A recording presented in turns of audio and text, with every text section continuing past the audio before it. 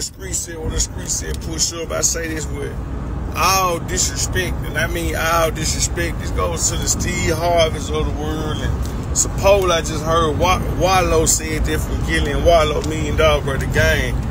Don't date if you're broke. Don't have a girlfriend if you're broke. Don't mess with women if you're broke. Don't have kids if you're broke. Don't this, don't do this, don't do this, don't do that if you're broke. Half of y'all wouldn't be alive